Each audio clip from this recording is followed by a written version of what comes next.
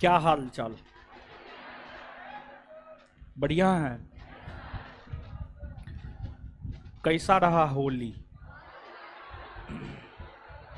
कैसा रहा होली?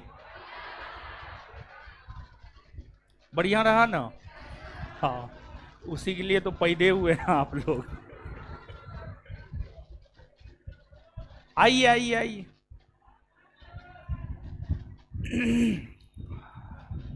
सुनाई देगा।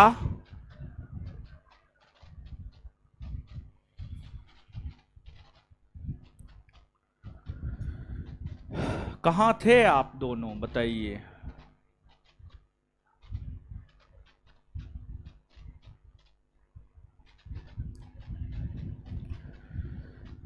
चलिए, तब आज से जो है पुनः पढ़ाई लिखाई का कार्यक्रम शुरू हो रहा है। आशा करते हैं आप लोगों का सब चीज़ ठीक ठाक बीता होगा और जो होमवर्क दिए होंगे उसको आप नहीं किए होंगी, नहीं किए होंगे। ये भी है क्या जी? नहीं ही किए होंगे। कौन करता है होमवर्क? होली में होली खेलने से फुर्सत मिले तब तो होमवर्क करे क्या? होमवर्क किए हैं लोग? कितने लोग होमवर्क किए हैं सच में? हाथ खड़ा कीजिए तो। बहुत सारे लोग होमवर्क किए हैं। अच्छी बात है, ये अच्छी निशानी है। और तो आ जाइए, हम लोग आगे पढ़ेंगे, लेकिन उससे पहले एक बार चीज़ों को संक्षेपित कर देते हैं और फिर कुछ जानकारी भी दे देते हैं और फिर आगे तो पढ़ना ही है, आगे तो बढ़ना ही है और पीछे की चीज़ों को भूलना भी है। समझ गए? पीछे की चीज़ों को अगर आप नहीं भूलेंगे दिमाग भ्रष्ट कर जाएगा, समझे? तो इसलिए आगे पढ़ते जाइए और पीछे भूलते जाइए। दिमाग संतुलन में रहेगा, नहीं तो फिर अगर ज़्यादा डाटा आ गया काम खत्म आपका। तो आपको इतिहास में 1857 की क्रांति से शुरू किए थे ना? 1857 की क्रांति से शुरू किए, फिर छोटे मोटे विद्रोह को देखे, फिर सामाजिक धार्मिक सुधार आंदोलन को देखे, फिर कांग्रेस से पूर्व स्थापित संगठन को देखे, फिर कांग्रेस को देखे, फिर कांग्रेस के वार्षिक अधिवेशन को देखे, फिर उदारवादी युग को देखे, फिर उग्रवादी युग को भी देखे हैं। उग्रवादी युग को भी हम लोग देख लिए हैं। उग्रवादी युग में थोड़ी बहुत चर्चाएं आज के सेशन में हम आपके साथ करेंगे और इसके बाद बेसिकली जो बचेगा स्वतंत्रता आंदोलन में वह आपको गांधी युग बचेगा। तो स्वतंत्रता आंदोलन में बेसिकली जो आपको बचा हुआ है वह आपको गांधी युग बचा हुआ है। तो गांधी युग को मुख्य तौर पर हम लोग देखेंगे, ठीक है?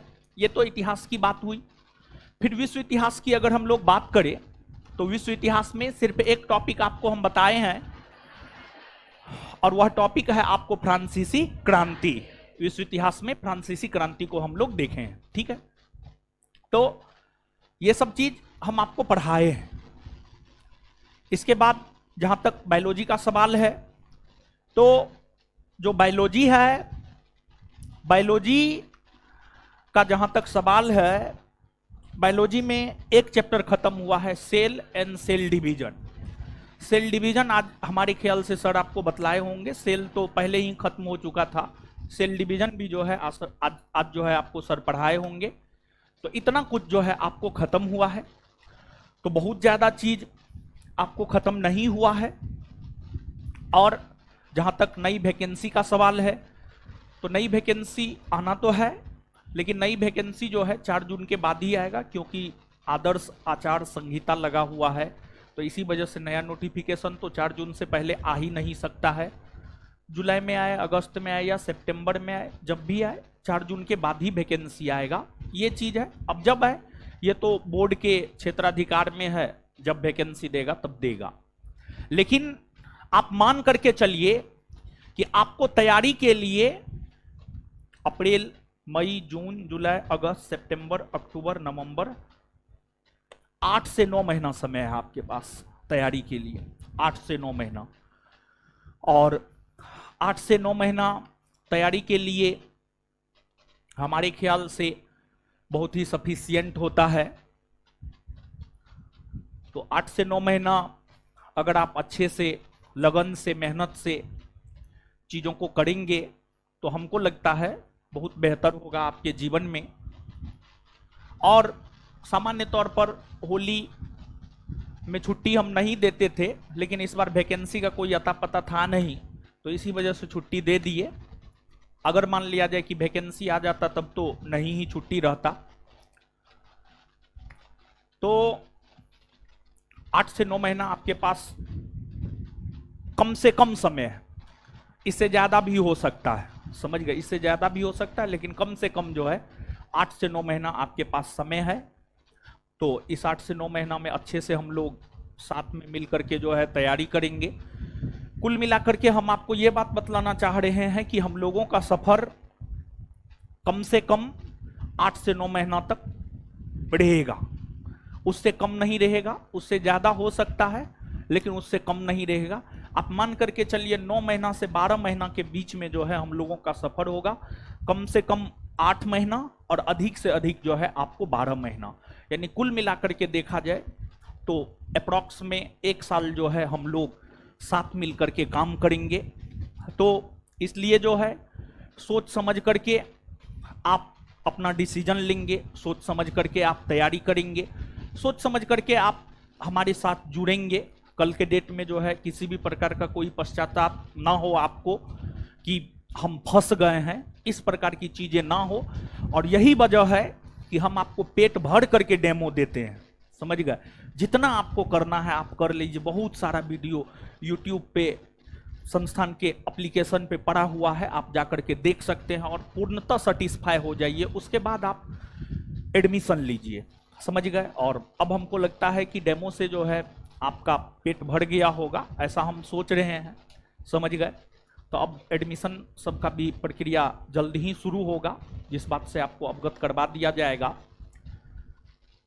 तो डेमो आप हमारा कर ही लिए हैं, बिट्टू झा सर का कर ही लिए हैं, मैथ रीजनिंग वाले का हम कभी करवा देंगे।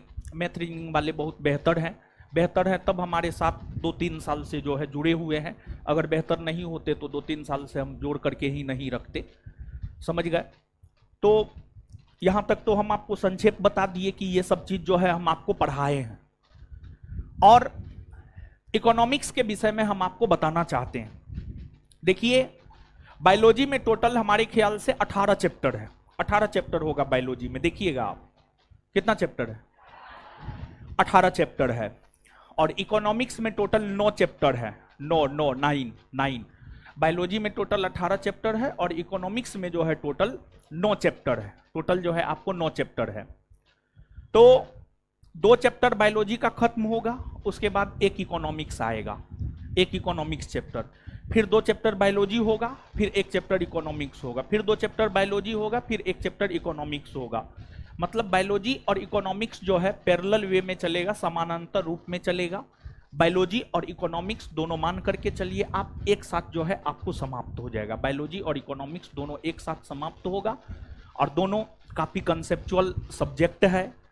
और दोनों सब्जेक्ट को मिला करके अगर आप देखेंगे तो 7 से 8 बायोलॉजी हो गया, कम से कम 7 से 8 बायोलॉजी हो गया और कम से कम 7 से 8 इकोनॉमिक्स हो गया। इकोनॉमिक्स तो इस बार 10-10 पूछा है, पहला सीटिंग में भी 10, दूसरा सीटिंग में भी 10 हमारे ख्याल से।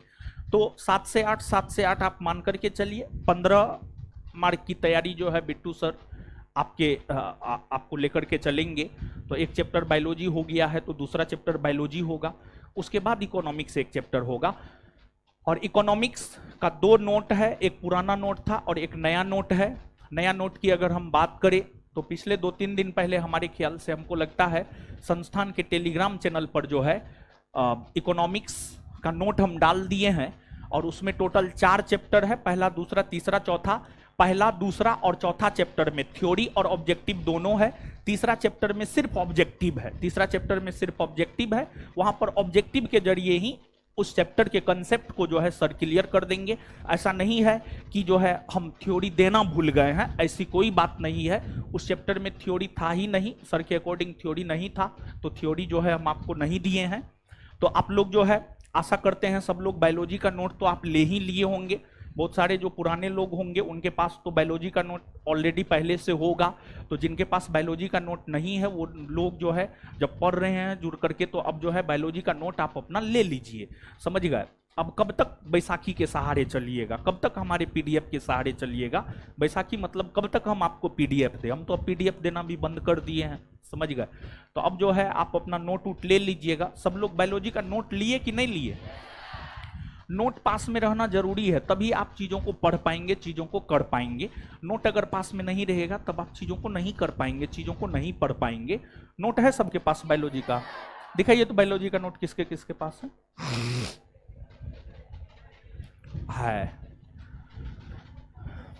अभी भी लेकिन सबके पास नहीं है बायोलॉजी का, है मोबाइल बंद। हाँ हाँ, पूरा नोट लिए हैं ना बायोलॉजी का? हाँ ठीक है, ठीक है, अब रख लीजिए। और जो लोग नहीं लिए हैं नोट अपना ले लीजिएगा। बिना नोट का आप कैसे पढ़िएगा बताइए? बिना नोट का तो पढ़ाई हो नहीं सकता है। समझ गए? इकोनॉमिक्स का भी जो है 4 चैप्टर का जो नोट दिए हैं आप निकाल करके अपना रख लीजिएगा। और जिस रोज आपको लगेगा कि आज के डेट में बायोलॉजी का दूसरा चैप्टर खत्म होने वाला है तो उसके अगले क्लास में आप अपना इकोनॉमिक्स का नोट लेकर के आइएगा। समझे बात को? और सब लोग टेलीग्राम चैनल पर जुड़े हुए हैं ना? हाँ, तो टेलीग्राम चैनल पर भेज दिए हैं। नहीं जुड़े हैं तो आप अपना किसी से भी सहायता लेकर के जुड़ जाइए। और ऑनलाइन वालों के लिए जो है संस्थान के एप्लीकेशन पर जो है नोट आपको इकोनॉमिक्स का अवेलेबल करवा दिए हैं, आप लोग जो है अपना ले लीजिएगा। समझ गए?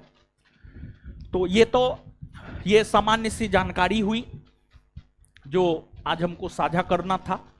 तो हम आपको सब प्रकार की बात जो है साझा कर दिए हैं। ऑफिस में जाइएगा ना, आज के बाद कल से आपको बता देगा। समझ गए? और अब जो है बैच का जहां तक सवाल है तो बैच जो है आपको पेड हो रहा है। ठीक है, बैच आपको पेड हो रहा है और ऑनलाइन तो कल से ही बैच पेड हो जाएगा। आज हम उग्रवादी युग में बचे खुचे चीजों को खत्म कर देंगे और कल से हम गांधी युग की शुरुआत करेंगे। तो कल से ऑनलाइन बैच पेड हो जाएगा और पूरी तरीका से बिट्टू सर का भी हमारा भी। समझिएगा? और एक बात और जानकारी देना चाहते हैं। देखिए, आपको जो है कुछ विद्यार्थी के मन में कुछ डाउट था कि सिर्फ सब्जेक्टिव ही होगा, ऑब्जेक्टिव होगा या नहीं होगा। देखिए, आपको आज सर चैप्टर खत्म किए तो ऑब्जेक्टिव के बारे में बिट्टू सर कुछ बोले थे। क्या बोले? संस्थान के एप्लीकेशन पर आपके बैच में पहला नंबर चैप्टर ऑब्जेक्टिव का वीडियो अपलोड कर दिया जाएगा, आप देख लीजिएगा। समझ गए? तो जो ऑनलाइन वाले लोग हैं उनको तो वीडियो मिल ही जाएगा, और जो ऑफलाइन वाले लोग हैं, ऑफलाइन वाले लोग सिर्फ आप अपना रजिस्टर कर लीजिएगा एप्लीकेशन संस्थान का, और पहला चैप्टर ऑब्जेक्टिव में जाइएगा तो वहां पे लॉक आपको नहीं लगा हुआ मिलेगा, वहां पर आपको ओपन मिलेगा। तो वहां पर जो है पहला नंबर चैप्टर का जो है वीडियो जाकर के ऑब्जेक्टिव का आप देख लीजिएगा। मतलब हम आपको ये संदेश देना चाह रहे हैं कि आप इस भ्रम में ना रहे कि सिर्फ सब्जेक्टिव ही होगा। नहीं, सब्जेक्टिव और ऑब्जेक्टिव दोनों होगा। देखिए, अब हम आपको एक बात यहां पर समझाना चाह रहे हैं कि जैसे कुछ लोग, देखिए हम लोग इतना पढ़ाते हैं और हम आपको जितना बोलेंगे हम आपको उतना पढ़ाएंगे, चाहे उसके लिए हमको जितना भी घंटा क्लास लेना पड़े उससे कोई फर्क नहीं पड़ता है। लेकिन जितना हम बोल दिए कि हम इतना आपको पढ़ाएंगे उतना हम आपको पढ़ाएंगे। इस बात को लेकर के संस्थान का काफी ज्यादा आलोचना भी होता है कि बहुत ज्यादा पढ़ा दिया जाता है। तो यहां पर कुछ समझाना चाहते हैं।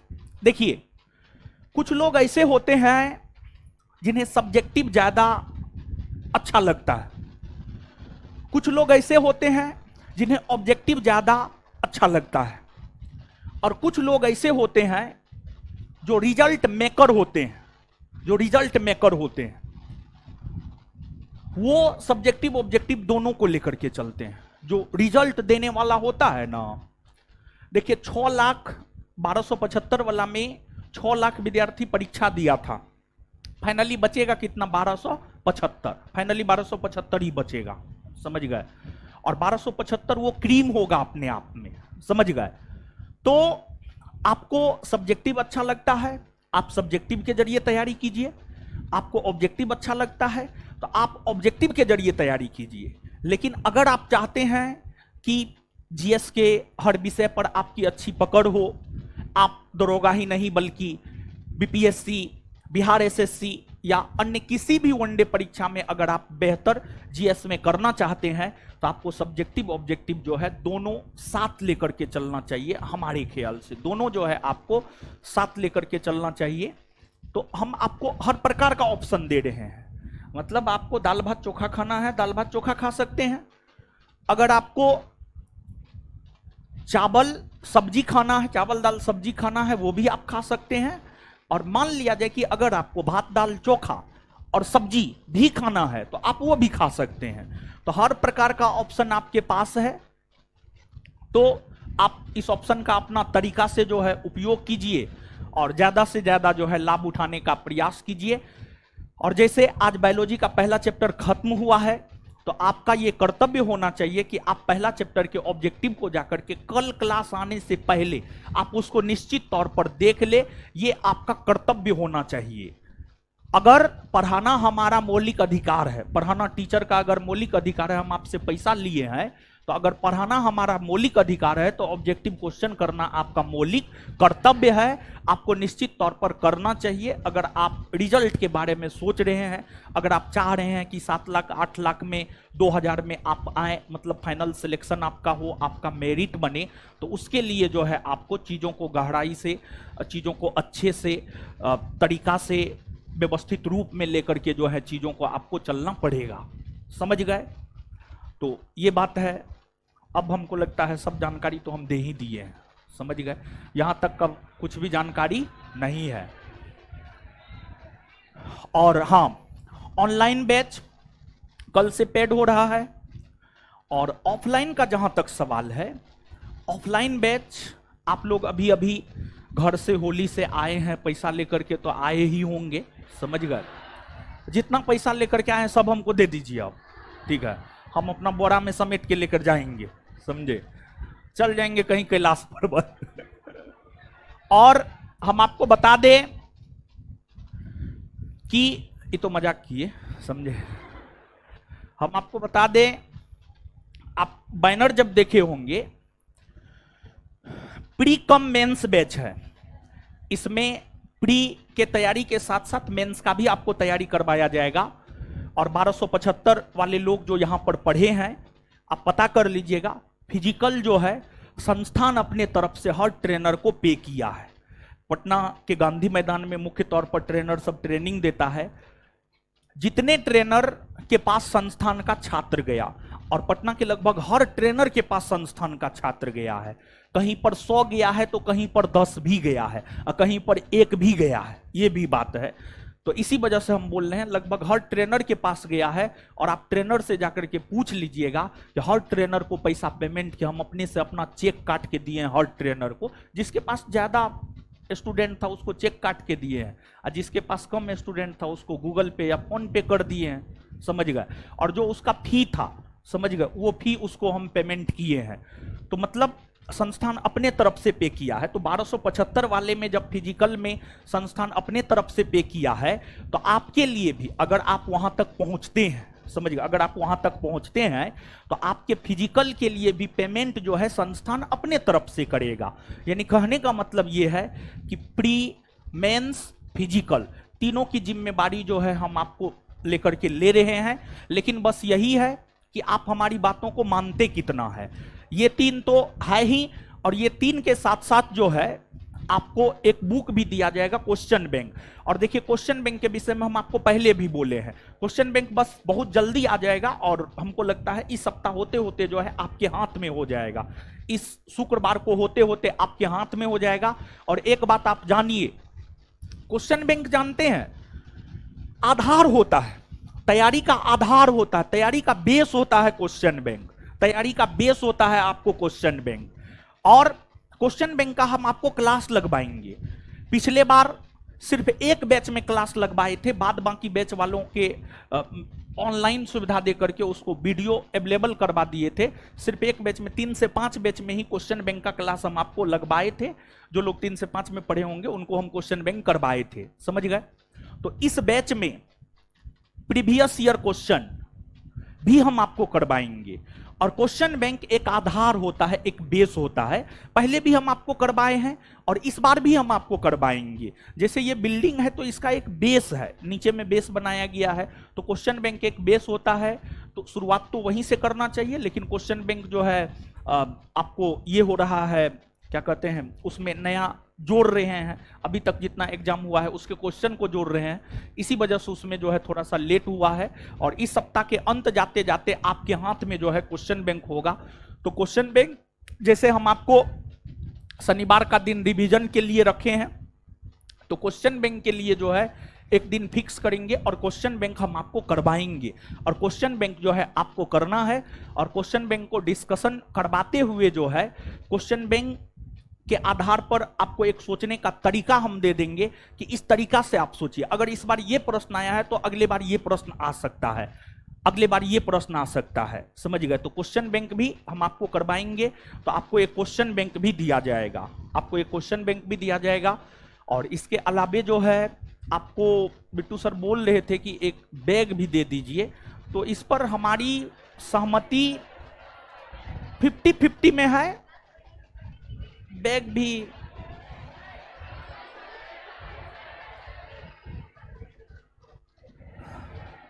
भी चाहिए। कितने लोग चाह रहे हैं बैग चाहिए? अच्छा ठीक है, तो एक क्वेश्चन बैंक हो गया और एक बैग भी दे देंगे, समझे। और जो है आप मान करके चलिए कि आपका बैच जो है ऑफलाइन बैच, ऑफलाइन बैच का जहां तक सवाल है, ऑफलाइन बैच शुक्रवार से 100% पेड हो जाएगा। ऑफलाइन बैच शुक्रवार से 100% पेड हो जाएगा। ऑनलाइन बैच कल से 100% पेड हो रहा है और ऑफलाइन बैच जो है शुक्रवार से 100% पेड हो जाएगा, समझ गए। और एक बात आप ध्यान में रखिएगा कि अगर कोई मजदूरी हमारे यहां किया है तो उसको उचित मजदूरी हम देंगे और उसको उचित मजदूरी मिलना चाहिए। तो आप प्रयास ये करेंगे स्वयं से। देखिए आप दूध पीने वाले बच्चा नहीं है, आपको सब चीज समझ में आता है, समझ गए। बच्चा तब तक बच्चा होता है जब तक कि उसमें बच्चा पैदा करने का क्षमता नहीं होता है, और एक लड़का में 14 वर्ष के बाद बच्चा पैदा करने का क्षमता हो जाता है, समझ गए। तो आप लोग एकदम से बच्चा नहीं है, तो आप प्रयास ये करेंगे कि संस्थान के काउंटर पर जाकर के जो है अपने से एडमिशन करवाएं। और आप मान करके चलिए कि अगर आप गलत तरीका से करवाएंगे, इशारा काफी है, अगर आप गलत तरीका से एडमिशन करवाएंगे तो जो सुविधा हम आपको देने जा रहे हैं वो सुविधा जो है आपको नहीं मिलेगा। अगर आपका एडमिशन गलत तरीका से होगा तो आपको सुविधा नहीं मिलेगा। ये हम ऑन रिकॉर्ड बोल रहे हैं। ये ऑनलाइन भी फ्री चल रहा है, ऑफलाइन भी फ्री चल रहा है, समझ गए। और इन्हीं सब चीजों के वजह से जो होता है संस्थान में कचरा होता है, तो खैर कचरा उचरा से हम डरते उड़ते नहीं है, समझ गए। तो वो सब बहुत कुछ झेले हैं, 2017 से तो दिन प्रतिदिन झेलबे किए हैं, तो इस बार भी झेलेंगे। कहीं कोई किसी भी प्रकार का कोई दिक्कत नहीं है हमको। अब तो एक हो गया है, हैबिचुएट हो गए हैं, आदत सा हो गया है। ये सब छोटा मोटा चीज जो है, बड़े बड़े शहर में छोटी छोटी घटनाएं होती रहती है, समझ गए। तो ये सब छोटा छोटा चीज है, समझ गए। तो और आपको जो है टेस्ट भी हम अनाउंस किए हैं, पता है ना, सब चीज हम आपको रिमाइंड कर दे रहे हैं। टोटल 50 टेस्ट बोले हैं। कितना टेस्ट? 50 टेस्ट बोले हैं, जिसमें 5 गो एनसीईआरटी का टेस्ट है, 5 गो एनसीईआरटी का टेस्ट है, 15 या 10 जो है करंट का टेस्ट है। ठीक, हम लिख करके रखे हुए हैं, 10 या 15 करंट का टेस्ट है। कितना टेस्ट है करंट का? 10 करंट का टेस्ट है, और 20 फुल लेंथ टेस्ट है, और 15 जो है क्लास टेस्ट है, 15 क्लास टेस्ट है। तो इसमें इतनी सारी सुविधाएं हम आपको देने जा रहे हैं। देखिए, आप स्वयं सोचिए कि आपको क्या क्या मिलने जा रहा है। आपको जो है पूरा सब्जेक्टिव, पूरा ऑब्जेक्टिव मिलने जा रहा है। इसके बाद जो है आपको 50 टेस्ट मिलने जा रहा है, प्रीवियस ईयर डिस्कशन मिलने जा रहा है आपको। फिर जो है ऑफलाइन वालों को तो बुक भी मिलने जा रहे हैं, बैग भी मिलने जा रहा है, और प्रीलिम्स ही नहीं, मेंस, और मेंस के साथ साथ जो है फिजिकल, यानी ओवरऑल सब चीज। और एक बात आप जान लीजिए कि देखिए, कहने के लिए लोग बहुत हाँकता है, बहुत लोग बोलता है कि ये करेंगे वो करेंगे, शुरू में जब बैच शुरू करना होता है, लेकिन बाद में जाकर के पता चलता है क्या हुआ क्या नहीं हुआ।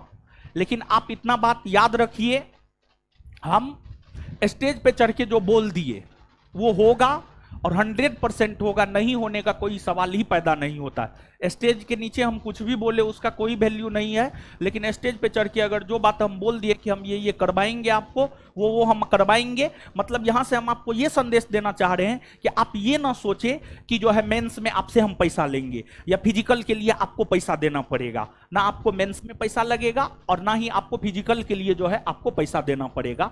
अगर आप अच्छे से तैयारी कीजिएगा तो आप जितना हमको दीजिएगा उससे ज्यादा आप हमसे निचोड़ लेंगे। समझ गए? तो सभी प्रकार की जानकारी हम आपको दे दिए हैं। तो मेहनत लगभग 9 महीना से 12 महीना के बीच में हम आपके साथ करने जा रहे हैं मेहनत। तो उचित मजदूरी जो है हमें मिलना चाहिए, ना कि हमारी मजदूरी किसी और को मिले, हमारी मजदूरी किसी और को मिले, ये चीज हमें बर्दाश्त नहीं होता है। ये हमारे सिद्धांत से जो है गलत चीज है। तो हम बहुत ज्यादा तो नहीं, लेकिन थोड़ा बहुत सिद्धांतवादी लोग तो है ही, और थोड़ा बहुत तो स्वाभिमानी है ही। तो हम अपने सिद्धांत से कभी डिग नहीं सकते हैं, हम अपने स्वाभिमान से कभी डिग नहीं सकते हैं, चाहे कुछ भी हो जाए, कोई फर्क पड़ने वाला नहीं है। तो ये सभी जानकारी हुई। अब आइए, अब पढ़ते हैं। ठीक है? फिर ऑफिस में, ऑफिस बताएगा।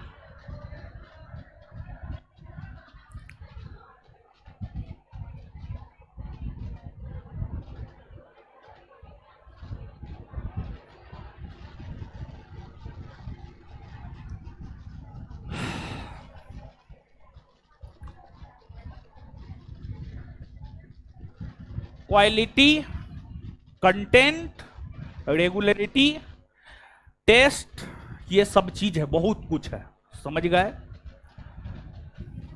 जितना पॉसिबल है देना हम लोगों से, उतना हम लोग दे रहे हैं। आपसे जो फी लेंगे ना, देखिए हम आपको हमेशा बोलते हैं कि जब आप अंतिम रूप से सफल होंगे ना, तब आप जितना दिए हुए होंगे ना, तब आप हमको बताइएगा कि आप जितना दिए हमसे, आप उतना गेन किए या नहीं किए। समझ गए? इस बार जो लोग पास करेंगे ना, उनसे ये प्रश्न हम पूछेंगे। समझ गए? तो देखते हैं उन लोगों का क्या जवाब रहता है। क्लियर है? तो आपसे हम जितना लेंगे, आप भरोसा रखिए, हम उतना किसी ना किसी रूप में हम आपको दे देंगे। समझे? बात ऐसा है। तो आइए, उग्रवादी युग, देखिए चीजों को समझिएगा। अब आप, इसमें बहुत ज्यादा कुछ है नहीं, थोड़ा बहुत चीज है उग्रवादी युग में बचा हुआ, जो हम आपके साथ डिस्कस कर रहे हैं। तो अब सब चीज छोड़ दीजिए, अब यहां आइए, अब एकदम पूरा कंसंट्रेट हो जाइए।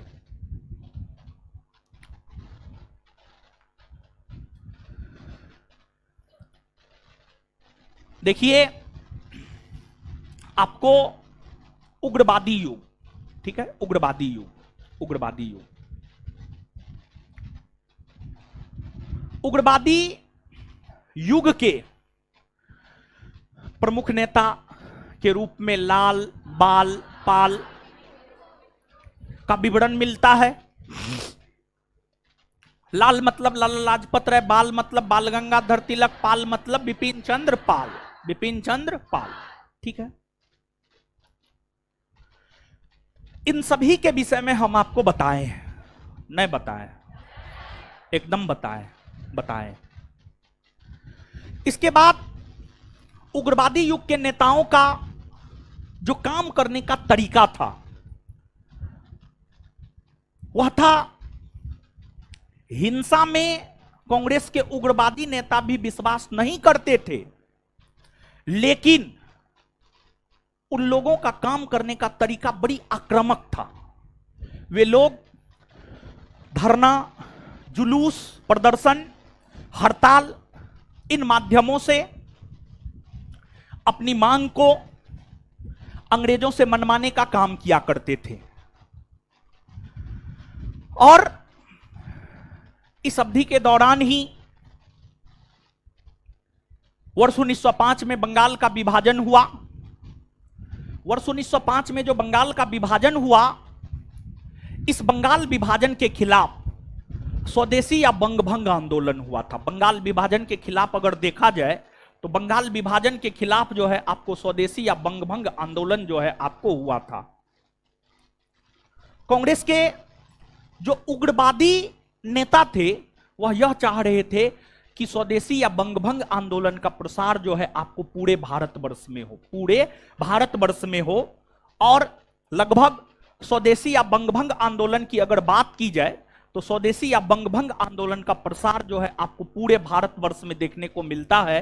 और स्वदेशी या बंगभंग आंदोलन ही प्रथम आंदोलन हुआ स्वतंत्रता आंदोलन के क्रम में, जिसका प्रसार पूरे भारतवर्ष में देखने को मिला है। आपको स्वदेशी आंदोलन का प्रसार पंजाब में भी है, मद्रास में भी है, बंगाल में भी है, मुंबई में भी है, दिल्ली में भी है। आप याद कीजिए पिछले सेशन में हम आपको इस बात की चर्चा किए थे। स्वदेशी आंदोलन का नेतृत्व पंजाब में लाला लाजपत राय ने, मद्रास में चिदम्बरम पिल्ले ने, दिल्ली में सैयद हैदर राजा ने, बंगाल में बिपिन चंद्र पाल ने, महाराष्ट्र में बाल गंगाधर तिलक ने। तो स्वदेशी आंदोलन इस अवधि के दौरान ही चले हैं। और स्वदेशी आंदोलन चलने के बावजूद भी बंगाल विभाजन जो है आपको लागू हुआ, बंगाल विभाजन लागू हुआ। और बंगाल विभाजन किस तरीका से चले, इसी को लेकर के कांग्रेस स्पष्ट तौर पर 1907 ईस्वी में दो भागों में बट गया, गरम दल और नरम दल। गरम दल और नरम दल दो भागों में जो है आपको कांग्रेस बट गया, कांग्रेस जो है आपको दो भागों में बट गया। और आप याद कीजिए वर्ष 1907 में कांग्रेस का वार्षिक अधिवेशन सूरत में हुआ था, जिस वार्षिक अधिवेशन में कांग्रेस स्पष्ट तौर पर जो है आपको दो भाग में बट गया था, जिसे इतिहास में कहा जाता है सूरत फूट। क्या कहा जाता है? सूरत फूट, सूरत फूट कहा जाता है, समझ गए, सूरत फूट कहा जाता है। तो ये चीज है। तो इन बातों की चर्चा जो है हम आपके साथ कर चुके हैं, पहले ही हम आपके साथ इन सभी प्रकार की बातों की चर्चा जो है कर चुके हैं। अब आप समझिएगा, बाद में जाकर बंगाल विभाजन रद्द हुआ। बंगाल का जो विभाजन 1905 ईस्वी में सांप्रदायिक आधार पर हुआ था, आप याद कीजिए बंगाल का विभाजन कौन आधार पर हुआ? सांप्रदायिक आधार पर हुआ, हिंदू मुसलमान के आधार पर हुआ था। बंगाल का विभाजन जो है हिंदू मुसलमान के आधार पर हुआ था। अंग्रेजों ने कहा क्या था? अंग्रेजों ने कहा था कि बंगाल का विभाजन करेंगे प्रशासनिक आधार पर, लेकिन बंगाल का विभाजन हुआ सांप्रदायिक आधार पर। बंगाल का विभाजन हुआ सांप्रदायिक आधार पर, हिंदू मुसलमान के आधार पर बंगाल का विभाजन हुआ। तो ये सब बात हम पहले आपको बतला चुके हैं। अब यहां से जो आगे बतलाएंगे ये सब नया बात होगा आपके लिए। 1905 में जो बंगाल का विभाजन हुआ था वह बंगाल विभाजन रद्द 1911 में हुआ। 1905 में जो बंगाल का विभाजन हुआ था वह बंगाल विभाजन रद्द।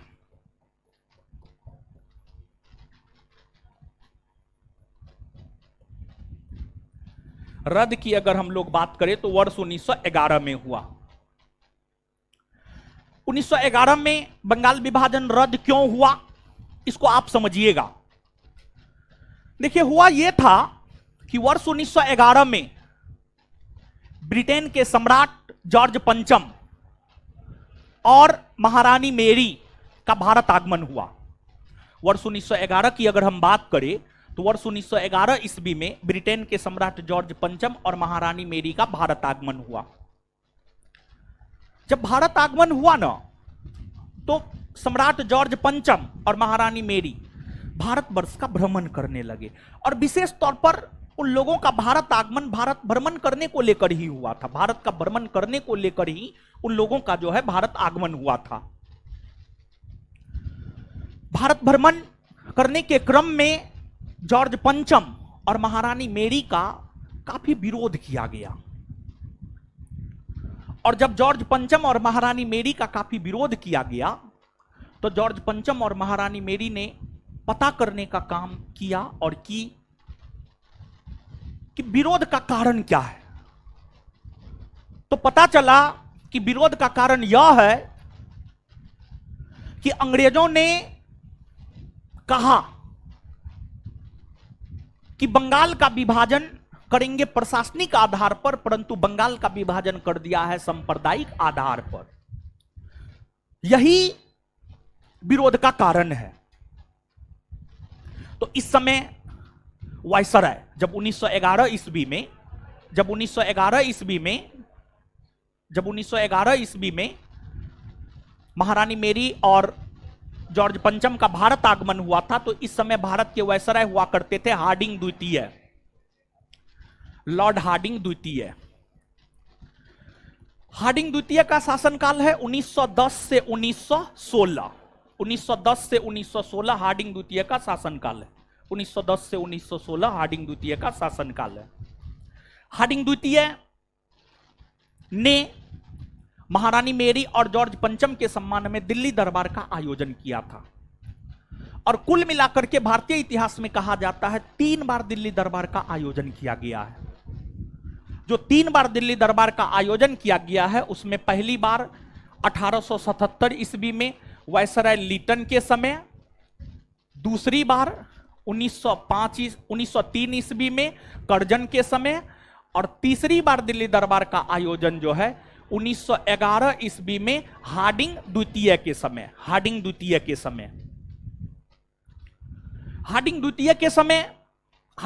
के समय वर्ष 1911 ईस्वी में हार्डिंग द्वितीय के समय वर्ष 1911 ईस्वी में जो दिल्ली दरबार का आयोजन हुआ, इस दिल्ली दरबार के आयोजन के क्रम में ही जॉर्ज पंचम और महारानी मेरी ने बंगाल विभाजन को रद्द करने की घोषणा किया। मतलब कहा कि बंगाल का विभाजन रद्द किया जाता है। 1905 ईस्वी में बंगाल का विभाजन जो सांप्रदायिक आधार पर हुआ है, बंगाल का विभाजन जो हिंदू मुस्लिम के आधार पर हुआ है, जबकि कहा गया था कि बंगाल का विभाजन होगा प्रशासनिक आधार पर, लेकिन बंगाल का विभाजन हिंदू मुसलमान के आधार पर अर्थात सांप्रदायिक आधार पर कर दिया गया है। उस बंगाल विभाजन को हम रद्द करते हैं। उस बंगाल विभाजन को हम क्या करते हैं? रद्द। तो जॉर्ज पंचम और महारानी मेरी ने तीसरे दिल्ली दरबार में यह घोषणा किया कि बंगाल विभाजन को रद्द किया जाता है। बंगाल विभाजन को क्या किया जाता है? रद्द। और देखिए बात क्या था जानते हैं? 1905 में जो बंगाल का विभाजन हुआ था, अगर भारत के लोगों की बात करेंगे तो क्या भारत के लोग बंगाल का विभाजन चाहते थे या नहीं चाहते थे? भारत के लोग बंगाल का विभाजन चाहते थे, लेकिन भारत के लोग बंगाल का विभाजन इस रूप में चाहते थे कि बंगाल का विभाजन हो और एक नया प्रांत बिहार बने।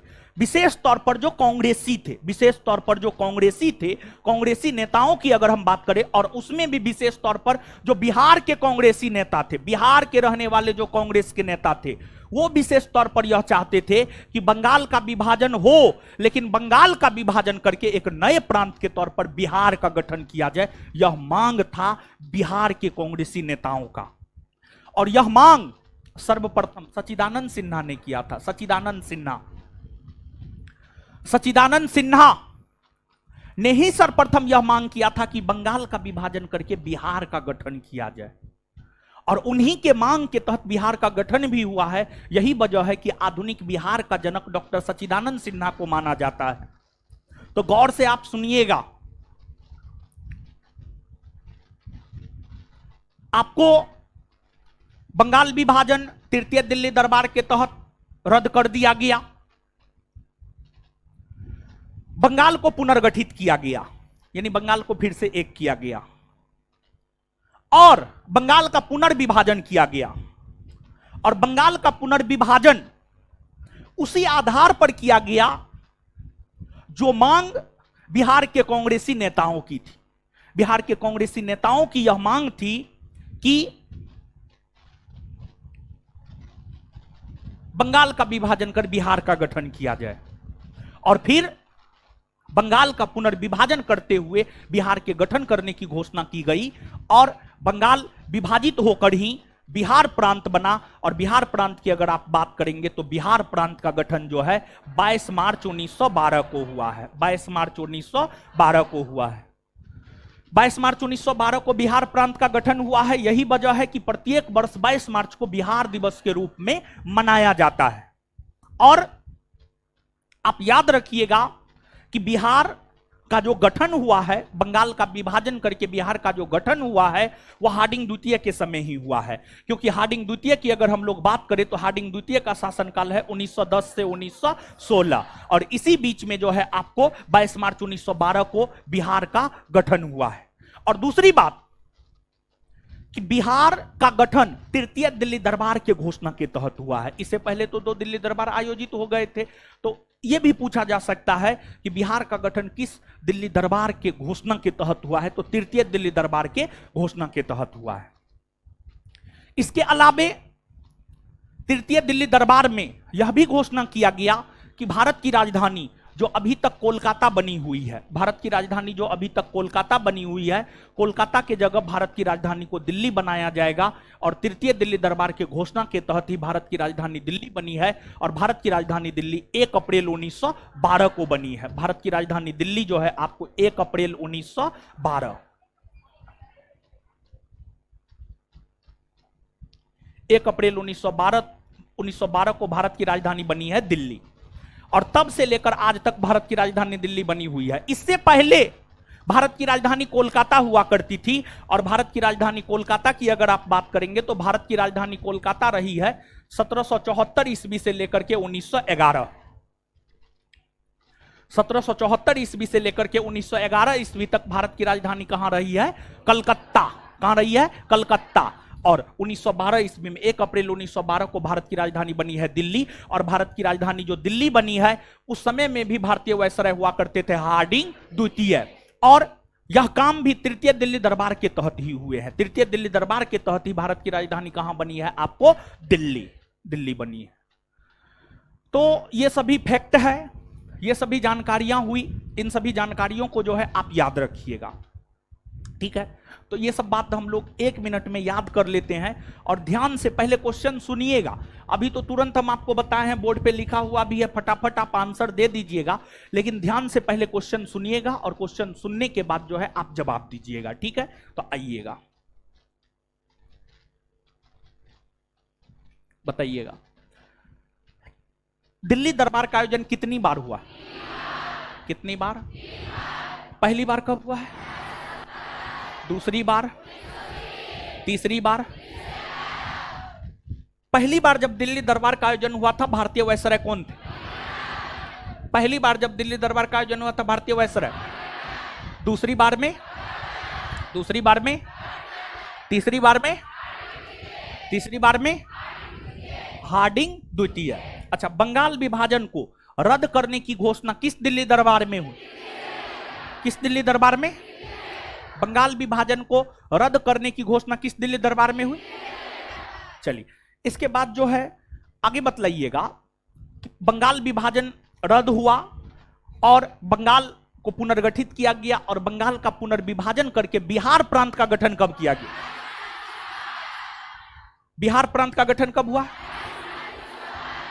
किस प्रांत का विभाजन करके बिहार प्रांत का गठन हुआ? किस प्रांत का? किस प्रांत का? बंगाल प्रांत का। और जब बिहार का गठन हुआ था तो भारतीय वायसराय कौन था? कौन था? भारत की राजधानी दिल्ली कब से बनी? 1 अप्रैल 1900। भारत की राजधानी दिल्ली कब से बनी? और जब भारत की राजधानी दिल्ली बनी थी तो भारतीय वायसराय कौन थे? भारतीय वायसराय। दिल्ली से पहले भारत की राजधानी कहां रही? कोलकाता भारत की राजधानी कब से कब तक रही? कोलकाता भारत की राजधानी कब से कब तक रही? 1774 से 1911 तक रही है। ठीक है, चलिए इसके बाद अब देखिएगा, इस अवधि के दौरान, मतलब उग्रवादी युग के दौरान, मतलब 1905 से 1919 के दौरान अगर आप देखेंगे तो 2-3 और भी घटनाएं घटित हुई है। जो 2-3 और भी घटनाएं घटित हुई है, उन घटनाओं के विषय में यहां पर हम आपको बतला रहे हैं। एक है मुस्लिम लीग का गठन, एक है मुस्लिम लीग का गठन, दूसरा है 1909 का भारत शासन अधिनियम पारित होना, और तीसरा है होम रूल लीग आंदोलन। तीसरा है आपको होम रूल लीग आंदोलन।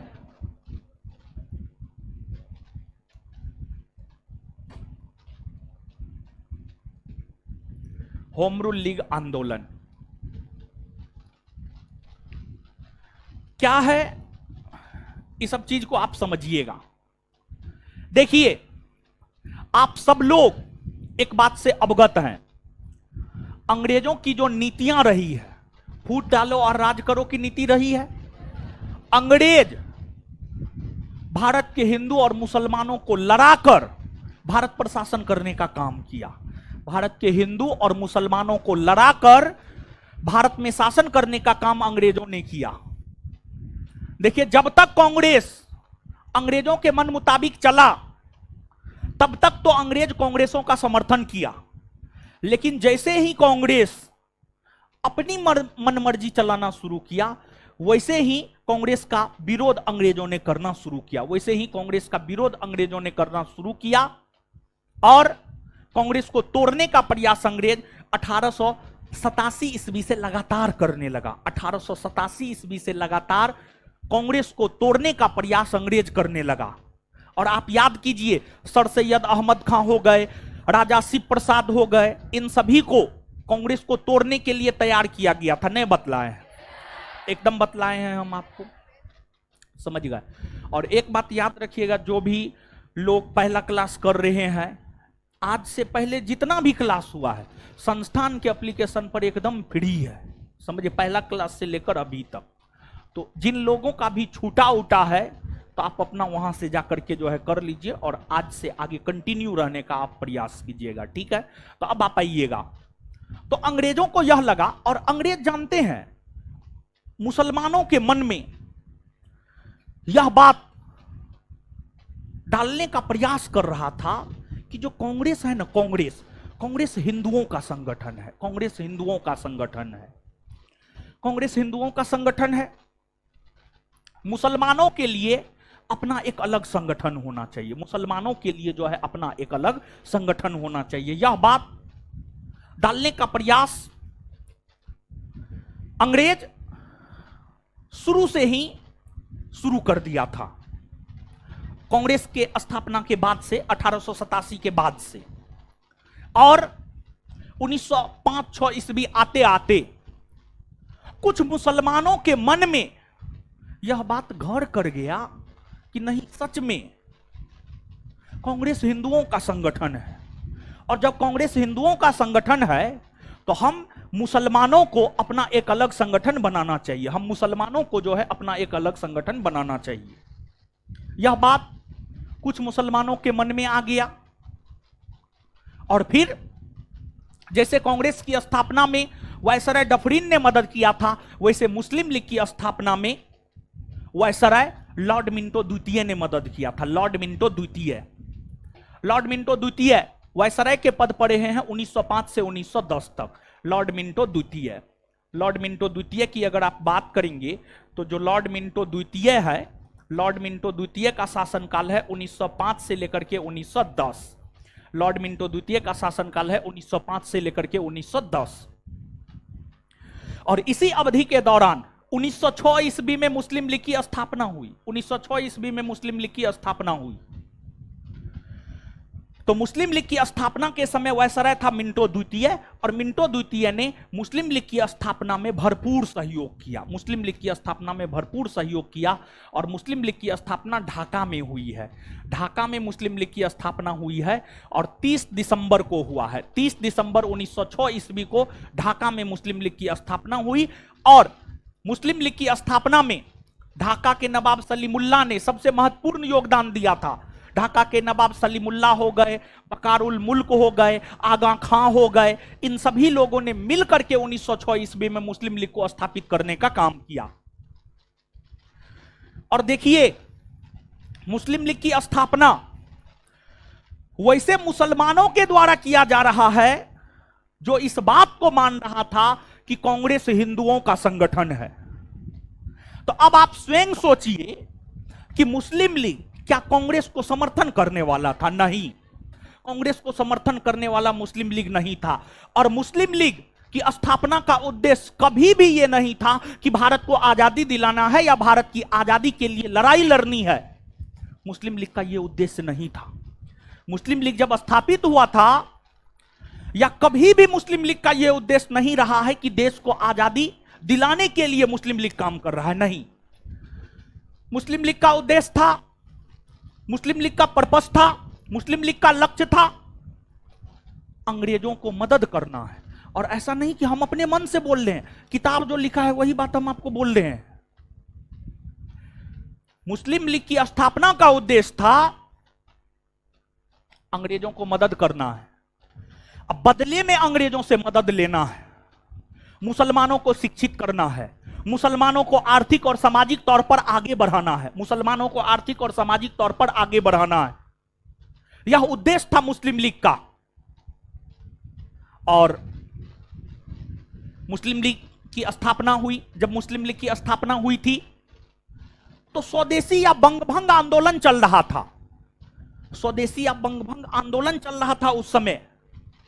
मुस्लिम लीग ने स्वदेशी या बंगभंग आंदोलन का विरोध किया। मुस्लिम लीग ने स्वदेशी या बंगभंग आंदोलन का क्या किया? विरोध किया, समझे। और अंग्रेजों का समर्थन किया था। अंग्रेजों का समर्थन किया था मुस्लिम लीग ने। मुस्लिम लीग के स्थापना के समय ही यह भी तय कर दिया गया था कि जैसे कांग्रेस का प्रत्येक वर्ष वार्षिक अधिवेशन होता है, उसी प्रकार से मुस्लिम लीग का भी प्रत्येक वर्ष वार्षिक अधिवेशन होगा। और मुस्लिम लीग के भी वार्षिक अधिवेशन हुए हैं, जिसमें मुस्लिम लीग का एक महत्वपूर्ण वार्षिक अधिवेशन 1908 ईस्वी में अमृतसर में हुआ। 1908 में अमृतसर में मुस्लिम लीग का वार्षिक अधिवेशन हुआ। 1908 ईस्वी में अमृतसर में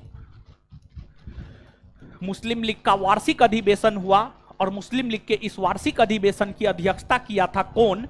तो इसकी अध्यक्षता किया था आगा खां। आगा खां ने। और आगा खां ने अध्यक्षता करते हुए ब्रिटिश सरकार से यह मांग किया कि मुसलमानों को पृथक निर्वाचन का अधिकार दिया जाए। 1908 के अमृतसर के वार्षिक अधिवेशन में ही मुस्लिम लीग ने यह मांग किया था कि मुसलमानों को पृथक निर्वाचन का अधिकार दिया जाए। मुसलमानों को पृथक निर्वाचन का अधिकार दिया जाए। देखिए, ध्यान दीजिएगा, जैसे आज की अगर आप बात करेंगे तो आज भारत में अप्रॉक्स में 15% के आसपास, लगभग में 15% के आसपास जो है मुसलमान है, और बाद बाकी जो है 80% के आसपास जो है आपको हिंदू है। अब बाद बाकी 5% में बौद्ध, सिख, जैन, पारसी सब है। समझ गए? तो जैसे आज मुसलमानों की आबादी हिंदुओं की तुलना में तो कम ही है। कहां हिंदू 80% और कहां मुसलमान 14-15%, तो कम ही है। तो आगा खां का यह मानना था कि मान लिया जाए कि भारत में चुनाव होता है, चुनाव में मुस्लिम खड़ा होता है, तो मुस्लिम को तो मत मुसलमान देगा, और सिर्फ मुसलमान के मत से जो है मुसलमान जीतने वाला चुनाव में नहीं है। तो आगा खां ने कहा कि मुसलमानों के लिए अलग से चुनाव ही कर दिया जाए, मुसलमानों के लिए चुनाव की अलग से व्यवस्था कर दी जाए, मुसलमानों के लिए चुनाव की अलग से व्यवस्था कर दी जाए, जिस चुनाव में उम्मीदवार भी मुसलमान होगा और मतदाता भी मुसलमान होगा। यानी कहने का मतलब यह था कि हिंदुओं के लिए अपना अलग चुनाव हो और मुसलमानों के लिए अलग चुनाव हो, मुसलमानों के लिए अलग अपना चुनाव हो, हिंदुओं के लिए अपना अलग चुनाव हो और मुसलमानों के लिए अपना अलग चुनाव हो। यह मांग आगा खान ने 1908 के अमृतसर अधिवेशन में किया। और देखिए, इस मांग को अंग्रेजों ने 1909 के भारत शासन अधिनियम के तहत स्वीकार लिया। 1909 ईस्वी में एक अधिनियम पारित हुआ, 1909 का भारत शासन अधिनियम ब्रिटिश संसद द्वारा पारित किया गया यह अधिनियम था। और इस अधिनियम के तहत 1909 के भारत शासन अधिनियम के तहत मुसलमानों को पृथक निर्वाचन का अधिकार दे दिया गया। मतलब मुसलमानों को यह अधिकार दिया गया कि मुसलमानों के लिए अलग चुनाव होगा, उस चुनाव में उम्मीदवार भी मुसलमान होगा और उस चुनाव में मतदाता भी मुसलमान होगा। अब देखिए, तुरंत दे दिया गया। और आप थोड़ा सोचिएगा, अंग्रेजों के काम करने का नीति देखिएगा। 1885 में जब कांग्रेस की स्थापना हुई ना, तो कांग्रेस अपनी स्थापना से लगातार यह मांग किया कि सिविल सेवकों की नियुक्ति हेतु प्रतियोगिता परीक्षा का आयोजन लंदन के साथ साथ भारत में भी हो। यह मांग 1885 ईस्वी से कांग्रेस कर रहा था, लेकिन इस मांग को 1922 में माना गया। तो बताइए, कांग्रेस 1885 में जो डिमांड किया वह मिला 1922 में, मुस्लिम लीग 1908 में डिमांड किया, 1909 में मिल गया। और अंग्रेजों का यह लक्ष्य था कि मुसलमानों को मदद करना है। अब बदले में जो है हिंदू और मुसलमानों के बीच तनाव की स्थिति हमेशा बना करके रखना है, ऐसा अंग्रेजों की मंशा थी, ऐसा अंग्रेजों की मंशा थी। और अंग्रेज अपने इस मंशा में हद तक सफल भी रहा, अंग्रेज अपने इस मंशा में जो है आपको हद तक सफल भी रहा। तो 1909 के तहत मुसलमानों को पृथक निर्वाचन का अधिकार मिल गया।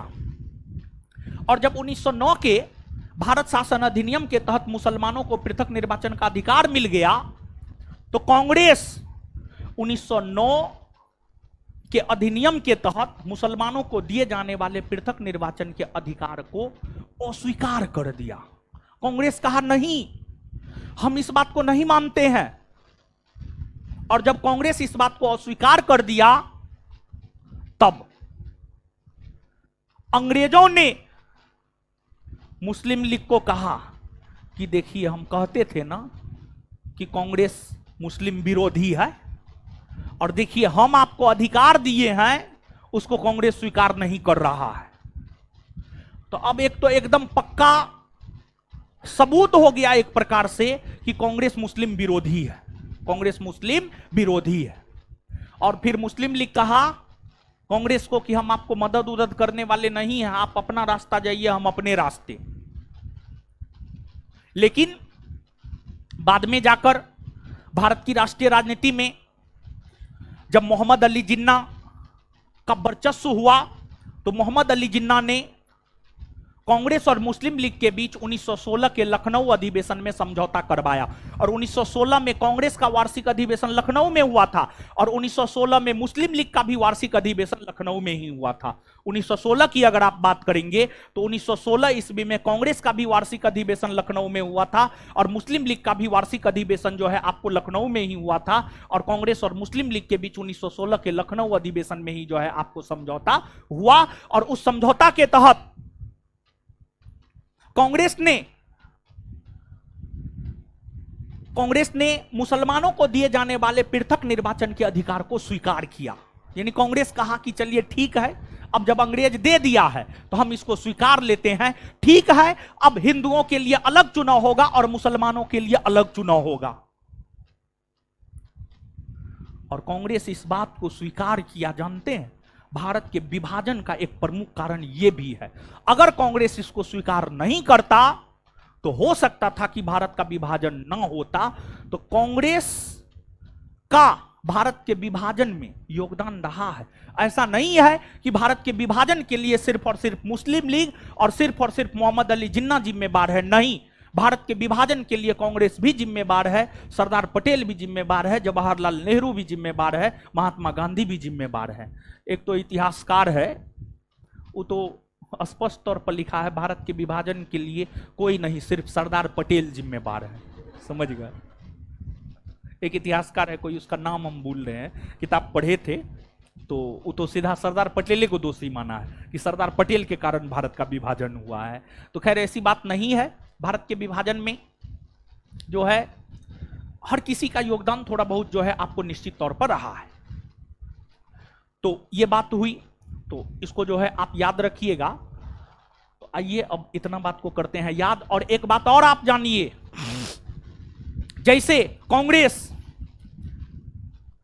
ब्रिटेन में जाकर के अपना एक शाखा खोला था, नहीं खोला था। 1887 में दादा भाई नेरोजी लंदन गए, 1888 में सुरेंद्र नाथ बनर्जी लंदन गए, और दोनों ने मिलकर 1889 में भारतीय राष्ट्रीय कांग्रेस के ब्रिटिश समिति का गठन नहीं किया। 1889 में किया ना, किया था ना जी, याद आया कुछ? तो जैसे कांग्रेस का एक शाखा लंदन में खोला गया, उसी प्रकार से मुस्लिम लीग का भी एक शाखा लंदन में खोला गया। मुस्लिम लीग का भी एक शाखा लंदन में खोला गया, और मुस्लिम लीग का एक शाखा लंदन में 1908 में खोला गया था।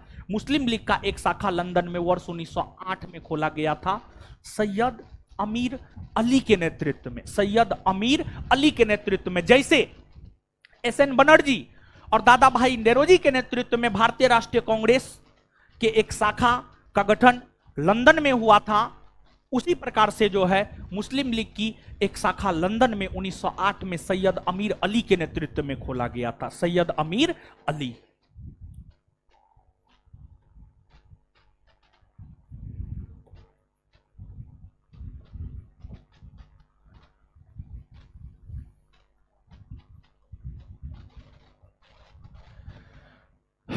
चलिए आ जाइएगा, बताइए मुस्लिम लीग की स्थापना कहां हुई है? कहां हुई है? ढाका। कब हुई है? 30 दिसंबर 1900। मुस्लिम लीग की स्थापना के समय भारतीय वायसराय कौन था?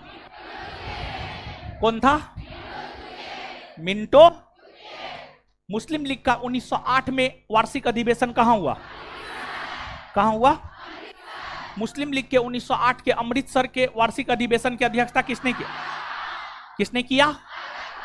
आगा खान ने किया। इसके बाद आगे बताइएगा कि मुस्लिम लीग ने अपने किस अधिवेशन में यह मांग किया कि मुसलमानों को पृथक निर्वाचन का अधिकार दिया जाए?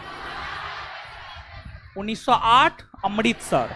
1908 मुस्लिम लीग ने अपने किस अधिवेशन में यह मांग किया कि मुसलमानों को पृथक निर्वाचन का अधिकार दिया जाए?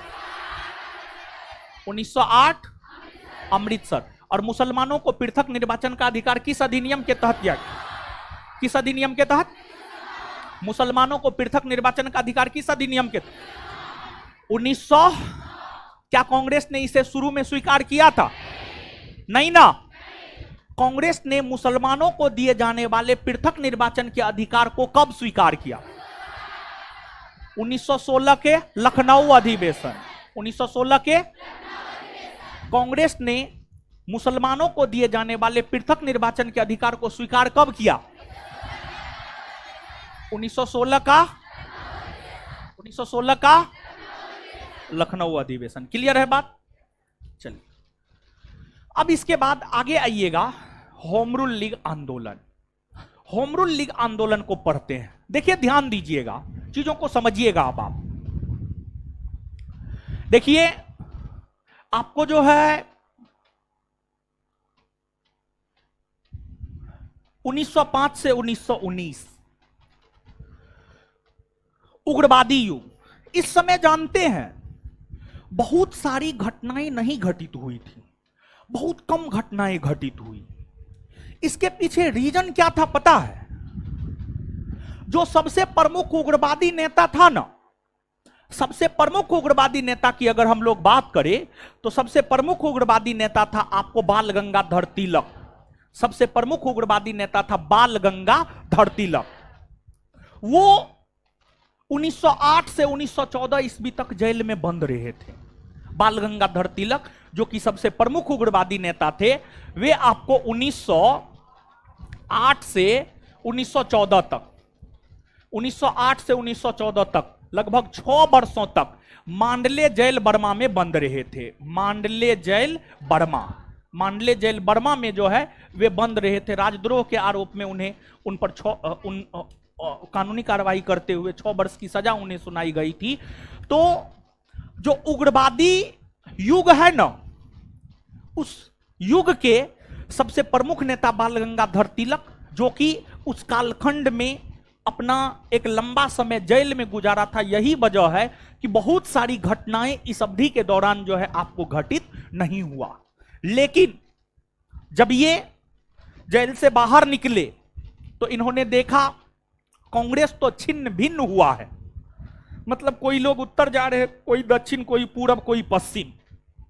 तो उन्हें लगा कांग्रेस को एकजुट करना चाहिए, कांग्रेस को एक करना चाहिए, कांग्रेस को एकजुट करना चाहिए, कांग्रेस को एक करना चाहिए।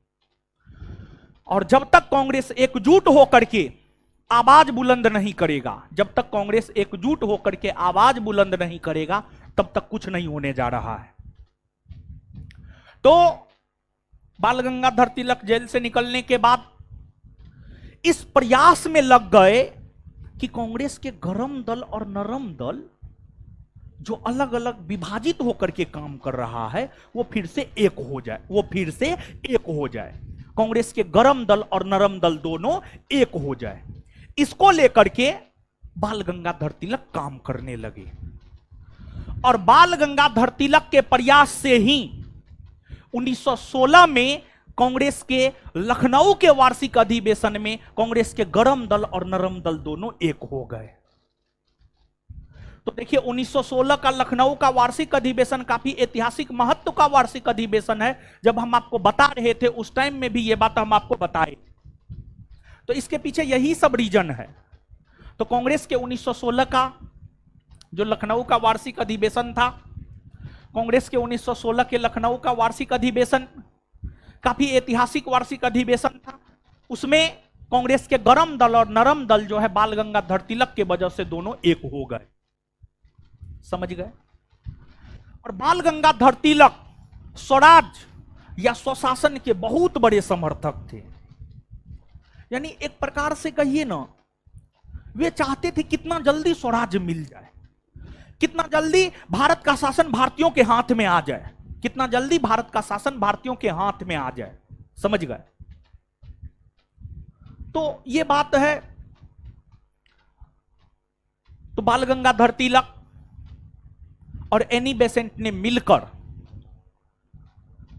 स्वराज की प्राप्ति हेतु या स्वशासन की प्राप्ति हेतु, बाल गंगाधर तिलक और एनी बेसेंट ने मिलकर स्वराज या स्वशासन की प्राप्ति हेतु 1916 ईस्वी में होम रूल लीग आंदोलन की शुरुआत की। होम रूल लीग आंदोलन की शुरुआत की। तो जो होम रूल लीग आंदोलन है, होम रूल लीग आंदोलन वर्ष 1916 ईस्वी में चले हैं। और वर्ष 1916 ईस्वी में यह आंदोलन जो है बाल गंगाधर तिलक और श्रीमती एनी बेसेंट के नेतृत्व में चला है। बाल गंगाधर तिलक और श्रीमती एनी बेसेंट के नेतृत्व में चला है। और इस आंदोलन का लक्ष्य था स्वशासन की प्राप्ति, स्वराज्य की प्राप्ति, स्वशासन की प्राप्ति या स्वराज्य की प्राप्ति इस आंदोलन का जो है आपको लक्ष्य था।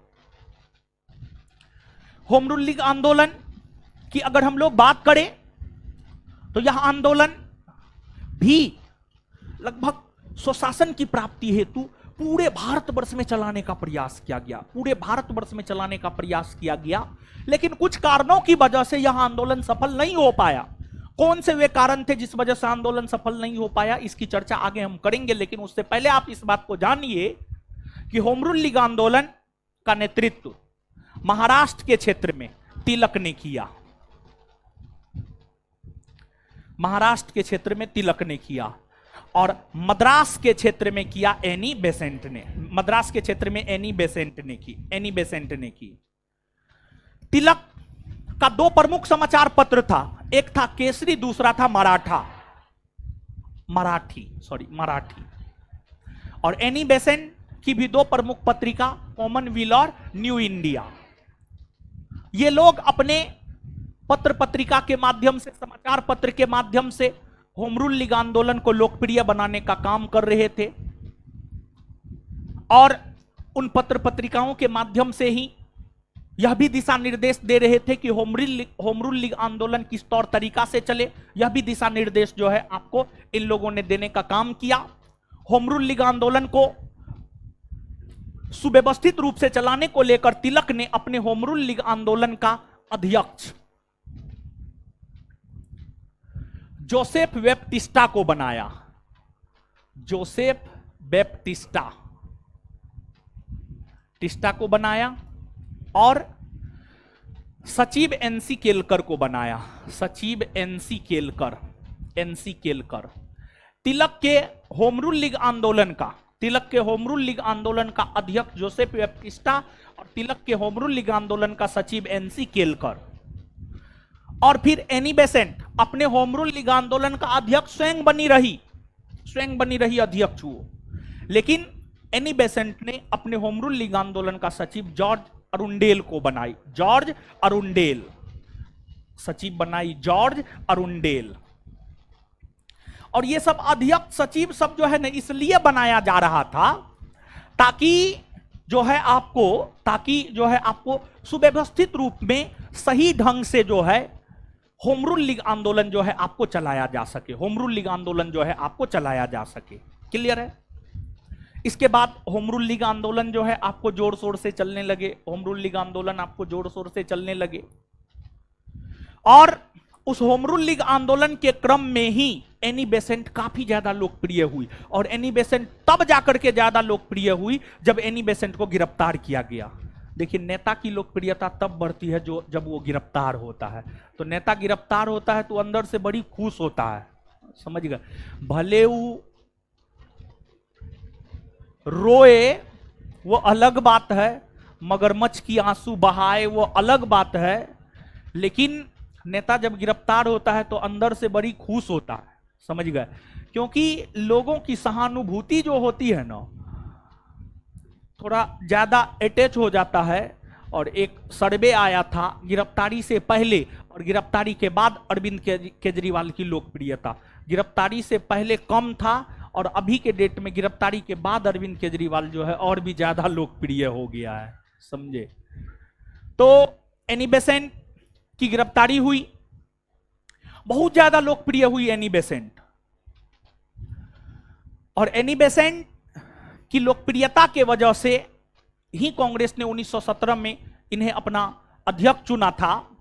और जब एनी बेसेंट की गिरफ्तारी हुई थी तो एनी बेसेंट की विचारधारा को मानने वाले एक बहुत बड़े नेता थे सुब्रमण्यम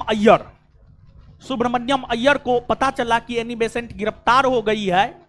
तो उनकी गिरफ्तारी के विरोध में सुब्रमण्यम अय्यर ने नाइटहुड की उपाधि, अंग्रेजों ने सुब्रमण्यम अय्यर को सर और नाइटहुड की उपाधि दिया था। जैसे अंग्रेज जो है अलग अलग लोगों को अलग अलग उपाधि दिया करता था। जैसे अंग्रेजों ने महात्मा गांधी को केसर-ए-हिंद की उपाधि, फिर जो है रविन्द्रनाथ टैगोर को सर और नाइटहुड की उपाधि, सुब्रमण्यम अय्यर को सर और नाइटहुड की उपाधि, जमनालाल बजाज को राय बहादुर की उपाधि। तो अलग अलग उपाधि अंग्रेजों के द्वारा अलग अलग भारतीयों को दिया गया था, जिसमें सुब्रमण्यम अय्यर को अंग्रेजों ने सर और नाइटहुड की उपाधि दी थी। और सुब्रमण्यम अय्यर एनी बेसेंट से काफी प्रभावित था और एनी बेसेंट के गिरफ्तारी के विरोध में जाकर के सुब्रमण्यम अय्यर ने सर और नाइटहुड की उपाधि वापस लौटा दी। कुछ ही दिनों बाद एनी बेसेंट को जेल से रिहा भी कर दिया गया। और अब देखिए हुआ क्या, 1917 में क्या हुआ। देखिए 1917 में मॉन्टेग्यू घोषणा आया, या 1917 में अगस्त घोषणा आया। 1917 में अगस्त 1917 में मॉन्टेग्यू घोषणा या अगस्त घोषणा आया। मॉन्टेग्यू घोषणा या अगस्त घोषणा अगस्त 1917 में आया। जो अगस्त घोषणा या मॉन्टेग्यू घोषणा आया, इस घोषणा में यह कहा गया था ब्रिटेन की सरकार धीरे धीरे भारत में उत्तरदायी सरकार का निर्माण करने की ओर अग्रसर हो रहा है। मतलब अब धीरे धीरे भारत को स्वशासन दिया जाएगा, कहने का मतलब यह है। तो अगस्त घोषणा में जब यह बात कही गई कि धीरे धीरे भारत में उत्तरदायी सरकार का गठन किया जाएगा, तो एनी बेसेंट को लगा कि स्वशासन या स्वराज प्राप्ति को लेकर के हम आंदोलन कर रहे थे, और अंग्रेज तो अब कह ही रहा है कि धीरे धीरे भारत में जो है स्वशासन या स्वराज की प्राप्ति हेतु जो है उत्तरदायी सरकार का गठन किया जाएगा। तो इसी वजह से, इसी अगस्त घोषणा की वजह से एनी बेसेंट अपने आप को होम रूल लीग आंदोलन से अलग कर ली। एनी बेसेंट अपने आप को होम रूल लीग आंदोलन से अलग कर ली। अगस्त घोषणा के वजह से एनी बेसेंट अपने आप को होम रूल लीग आंदोलन से अलग कर ली। तो एनी बेसेंट अलग हो गई। अब बाल गंगाधर तिलक बच गए। बाल गंगाधर तिलक पर वैलेंटाइन सिरोल ने भारतीय अशांति का जनक होने का आरोप लगाया था, जिस वजह से बाल गंगाधर तिलक ने वैलेंटाइन सिरोल पर केस किया था। और उस केस की पैरवी में ही बाल गंगाधर तिलक 1918 ईस्वी में चले गए लंदन। तो देखिए, अगस्त घोषणा के वजह से एनी बेसेंट अपने आप को होम रूल लीग आंदोलन से अलग कर ली, और 1918 में सिरोल केस की पैरवी हेतु चले गए बाल गंगाधर तिलक लंदन। तो जो दोनों प्रमुख नेता थे होम रूल लीग आंदोलन के, वो एक प्रकार से कहिए तो तटस्थ हो गए, एक प्रकार से कहिए तो होम रूल लीग आंदोलन से अपने आप को अलग कर लिया। होम रूल लीग आंदोलन से अपने आप को अलग कर लिया। तो आप स्वयं सोच करके देखिए, बीजेपी को मोदी जी और अमित शाह छोड़ दे, क्या होगा बताइए? बीजेपी का कोई मतलब रहेगा? कोई मतलब नहीं रहेगा। तो वैसे ही होम रूल लीग आंदोलन के जो प्रमुख नेता थे एनी बेसेंट और श्रीमती एनी बेसेंट और बाल गंगाधर तिलक, दोनों अपने आप को होम रूल लीग आंदोलन से अलग कर लिया। तो होम रूल लीग आंदोलन तो बिना किसी परिणाम का ही खत्म हो गया। होम रूल लीग आंदोलन बिना किसी परिणाम का 1918 ईस्वी आते आते खत्म हो गया। लेकिन बाद में जाकर बाल गंगाधर तिलक में अपनी दिलचस्पी दिखाते हुए महात्मा गांधी ने 1920 ईस्वी में होम रूल लीग आंदोलन का कमान संभाला, और all India home rule league का नाम बदल करके महात्मा गांधी स्वराज सभा कर दिया। स्वराज सभा कर दिया, समझ गए? यही है आपको होम रूल लीग आंदोलन। तो ये सब बात जो है आप याद रखिएगा। अब आइए, इससे पहले की चीजों को हम आपको याद करवा दिए हैं, अब इस बात को भी हम लोग याद कर लेते हैं, फिर हम लोग आगे बढ़ेंगे, ठीक है? तो आइएगा। बाल गंगाधर तिलक मांडले जेल बर्मा में कब से कब तक रहे? 1908 से 1900, और इस अवधि के दौरान ही उन्होंने गीता रहस्य नामक साहित्य की रचना की थी। गीता रहस्य। तो मांडले जेल बर्मा में रहने के क्रम में किसने गीता रहस्य लिखा? किसने लिखा है? बाल गंगाधर तिलक, समझ गए? चलिए, इसके बाद आगे बताइएगा, होम रूल लीग आंदोलन कब चला है? कब चला है? किसके नेतृत्व में? किसके नेतृत्व में? तिलक। और महाराष्ट्र में होम रूल लीग आंदोलन किसने चला? किसने चलाया? बाल गंगाधर तिलक के होम रूल लीग आंदोलन का अध्यक्ष, बाल गंगाधर तिलक के होम रूल लीग आंदोलन का अध्यक्ष आए सचिव। अच्छा, Annie Besant home rule league आंदोलन कहां चलाई थी? और एनी बेसेंट के होम रूल लीग आंदोलन का अध्यक्ष एनी बेसेंट स्वयं थी। एनी बेसेंट के होम रूल लीग आंदोलन का अध्यक्ष और सचिव और होम रूल लीग आंदोलन के दौरान जब एनी बेसेंट को गिरफ्तार कर लिया गया था तो उनकी गिरफ्तारी के विरोध में किसने सर और नाइटहुड की उपाधि वापस लौटा दी? सुब्रमण्यम अय्यर। सुब्रमण्यम अय्यर। सुब्रमण्यम। एनी बेसेंट के गिरफ्तारी के विरोध में, होम रूल लीग आंदोलन के दौरान एनी बेसेंट के गिरफ्तारी के विरोध में किसने सर और नाइटहुड की उपाधि वापस लौटा दी? सुब्रमण्यम। एनी बेसेंट ने अपने आप को किस घोषणा के वजह से होम रूल लीग आंदोलन से अलग कर लिया? अगस्त घोषणा। अगस्त। किस घोषणा के वजह से एनी बेसेंट अपने आप को होम रूल लीग आंदोलन से अलग कर लिया? अगस्त। अगस्त घोषणा की वजह से। इसके बाद आगे बताइएगा कि जो आपको ये है तिलक हैं, वे सिरोल केस की पैरवी में 1918 ईस्वी में कहां चले गए? लंदन। जिस वजह से वे भी क्या हो गए? तटस्थ हो गए, वे भी अलग हो गए। और फिर जो है खत्म न हो गया, समझ गए। और फिर जो है आपको all India home rule league का नाम बदलकर क्या रखा गया? स्वराज। वर्ष 1920 में all India home rule league का नाम बदलकर स्वराज सभा किसने रखा? किसने रखा? वर्ष 1920 ईस्वी में all India home rule league का नाम बदलकर स्वराज सभा किसने रखा? महात्मा गांधी। किसने रखा? महात्मा। क्लियर है? याद हुआ इतना?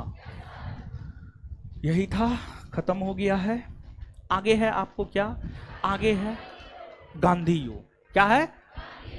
गांधी युग। अब सबसे पहले जानेंगे गांधी जी धोती कब पहने, कब लंगोट पे आए, समझे? तो देखेंगे ये सब चीज। और सब बताइए, और सब बढ़िया है? रुकिए,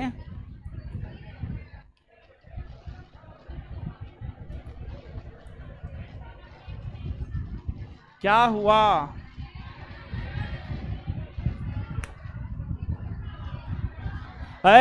होमवर्क देंगे अब, ठीक है, होमवर्क देंगे अब।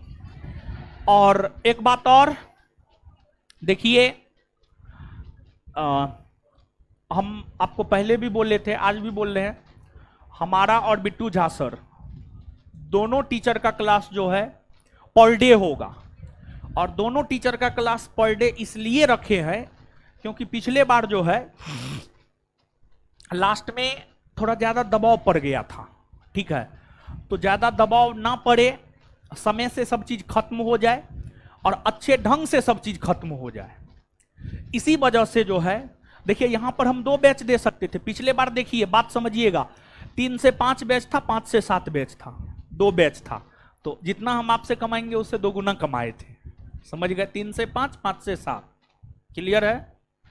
लेकिन इस बार जो है 3 से 7 में सिर्फ 1 बैच रखे हैं।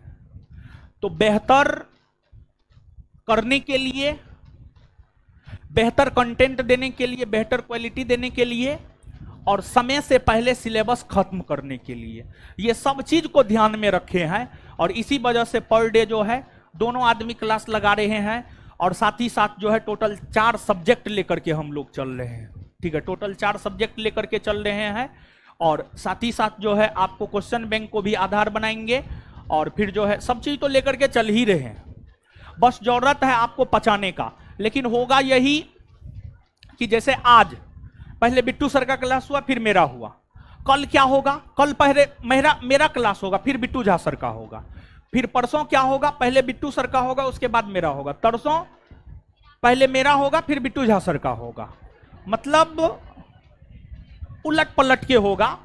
और इसके पीछे रीजन ये है कि फाउंडेशन बैच है, समझे?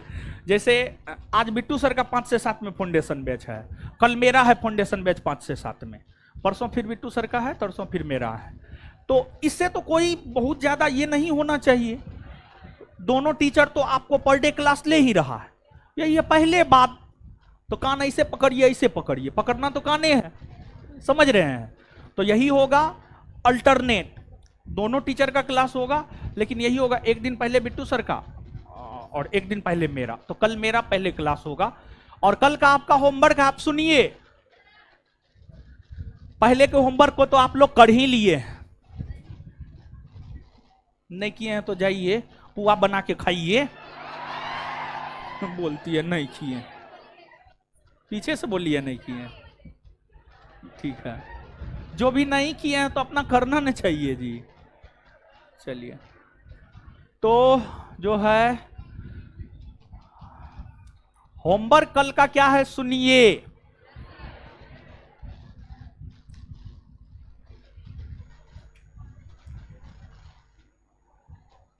बायोलॉजी पहला चैप्टर ऑब्जेक्टिव पूछेंगे। बायोलॉजी पहला चैप्टर ऑब्जेक्टिव पूछेंगे, यही आपका कल का होमवर्क है। और कल पहले मेरा ही क्लास है, ठीक है। धन्यवाद सभी लोगों का। टेस्ट होगा अभी, आप लोग का टेस्ट तो बोले थे शनिवार रविवार को। डेली टेस्ट अभी होगा, डेली टेस्ट अभी होगा। हाँ, डेली टेस्ट तो होगा ही अभी। हाँ? कौन टेस्ट? क्लास टेस्ट रविवार को होगा, रविवार को होगा। क्लास टेस्ट रविवार को होगा। जो आपको छुट्टी में होमवर्क दिए थे, हम तो बोले थे क्लास शुरू होने के पहले रविवार को होगा। रविवार को क्लास टेस्ट होगा, और डेली टेस्ट तो सोमवार से शुक्रवार चलता, वो तो चलेगा। निकलिए, जिनको निकलना है जल्दी निकलिए, लड़की लोग निकलिए। धन्यवाद सभी लोगों का।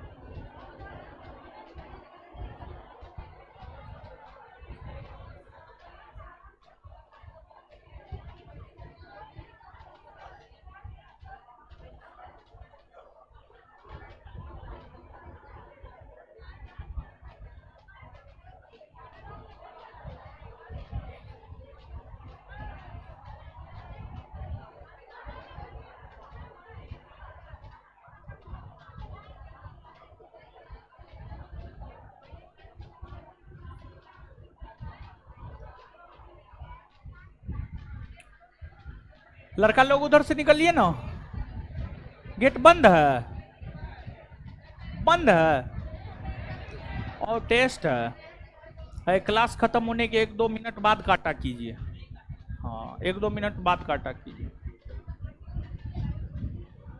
जिनको निकलना है निकल जाइए गुरुजी लोग उधर से।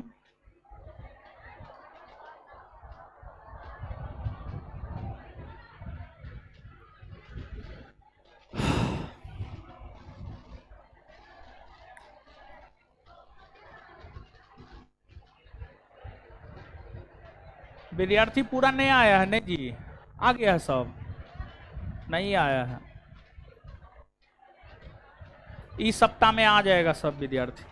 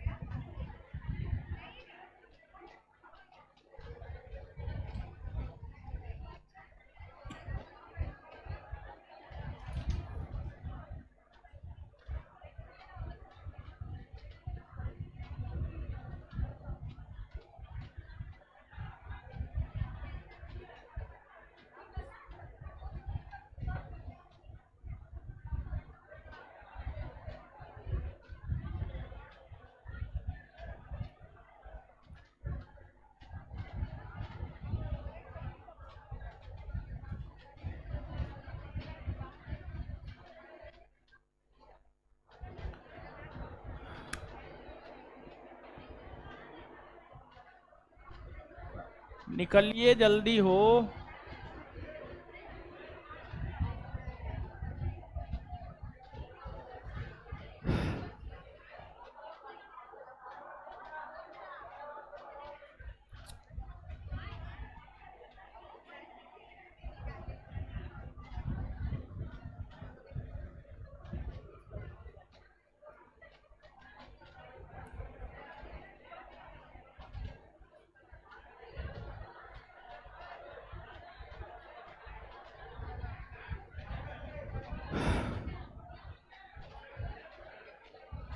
अरे ये सब का कार्ड भी चेक कीजिए कि ऐसे ही है, फिर ये वाला है, ये सब कार्ड है, चेक किए हैं आप?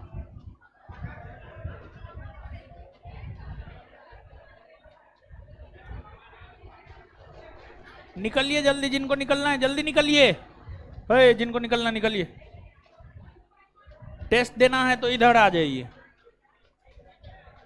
जिनको निकलना है जल्दी निकलिए, टेस्ट देना है, लड़की लोग इधर आइए। आराम से हड़बड़ाइए नहीं, आराम से आराम से आराम। लड़की लोग निकलिए, जिनको निकलना है निकलिए।